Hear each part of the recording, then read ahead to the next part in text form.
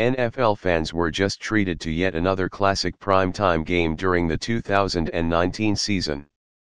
On Monday Night Football, the Seahawks, on the strength of 4 consecutive second-half scores, rallied to defeat the visiting Vikings, 37-30.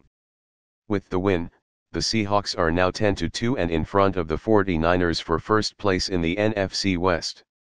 Conversely, the Vikings, who lost starting running back Dalvin Cook to an injury during the third quarter, fall to 8-4 and a full game behind the Packers in the NFC North Division race. The Vikings, if the playoffs started today, would make the playoffs as the NFC 6th seed.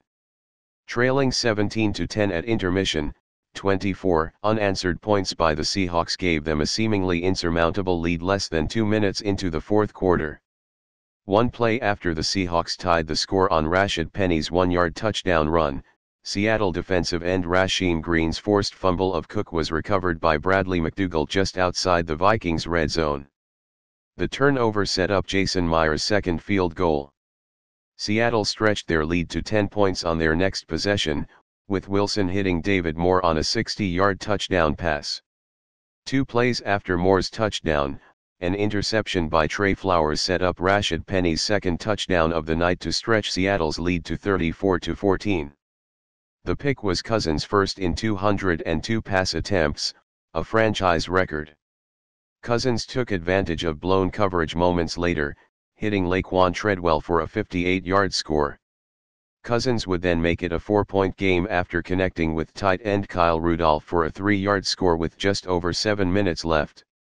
After Seattle's defense forced a turnover on downs, an 11-yard run by Chris Carson, who rushed over 100 yards on Monday night, set up Myers' 36-yard field goal while icing the Seahawks' 6th straight win over the Vikings. Let's take a deeper dive into how Seattle pulled it off. Why the Seahawks won? Quite simply, they made more plays. Minnesota started pretty well, getting a big chunk of yardage on a C.J.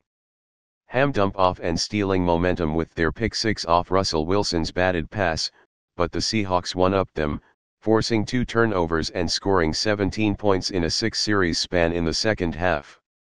That's called resiliency, with Wilson leading the way, never once losing his cool after the early turnover and consistently extending plays with his trademark elusiveness. Pete Carroll's group was also just smart, creative, and aggressive, from the fake punt conversion to the methodical ground game fueled by both Chris Carson and Rashad Penny, 176 combined yards. The defense may have got away with a few penalties, but its physicality was also apparent, particularly when the Vikings attempted to mount a comeback in the game's waning minutes. Why the Vikings lost?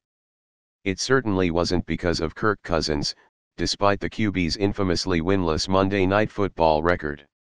He took a while to start taking shots against a vulnerable Seattle secondary, and his receivers dropped too many targets, but otherwise, Cousins looked calm and collected, especially as he pulled Minnesota within 4, guiding the team to 13 unanswered points in the final quarter. They lost because of their costly mistakes: Cook's fumble during a tie game, Diggs' bobbled ball that led to a late pick, Dan Bailey's missed extra point during their rally, a kick return fumble to end their comeback attempt. Poor tackling also exacerbated a frequently victimized secondary, while Xavier Rhodes also did his best to hand Seattle points, save for a late forced fumble that came after an apparent benching. Turning point. When we look back at the 2019 Vikings season, you have to wonder if we'll look back at this moment as the one that changed the course of the playoff run: Cook's lost fumble with 8:56 left in the third. Not only did the turnover, which came on the very first play of the Vikings drive and right after a 420 TD series from Seattle to knot the score at 17, ensure the Seahawks would get a prime chance at taking the lead, but it also forced arguably Minnesota's offensive MVP to the sidelines, with Cook sustaining a shoulder injury on the play and never returning. After the fumble, Seattle rattled off 17 straight points to go up 34-17 and bury Minnesota just enough. Play of the game. Wilson's perfect 60-yard floater to a wide-open David Moore was pretty to look at, and so was the Seahawks receiver's post-score celebration. Kyle Rudolph also made a heck of a one-handed snag of Cousins' fourth-quarter TD to pull the Vikings within one score. But Trey Flowers' pick while covering Diggs probably tops them all. Flowers was a little handsy along the sideline but still deserves all the credit in the world for his awareness, stealing the ball from Diggs' juggling hands to give Seattle possession deep in Vikings territory. Quotable: Kirk Cousins simply cannot allow 400-plus yards on defense and expect to be considered an elite quarterback. Those words are courtesy of Minnesota area reporter Brian Murphy. And they do ring true, as long as you get the joke. This night was all about the Seahawks continuing their climb in the West, but we all know the headlines are coming. Cousins still winless on Monday night. And you know what? If there's one thing Vikings fans should take solace in moving forward, it's that their guy under center actually looked really good in this game. If Minnesota fails to win the division and Cousins keeps playing as he has for much of the year, it's not going to be anywhere near his fault, no matter what the critics say. What's next? The Seahawks, 10-2, are now on a campaign for the NFC West title, and they'll have another chance to boost their standing in Week 14, when they travel to Los Angeles for a Sunday night showdown with the Rams, 7-5, on December 8.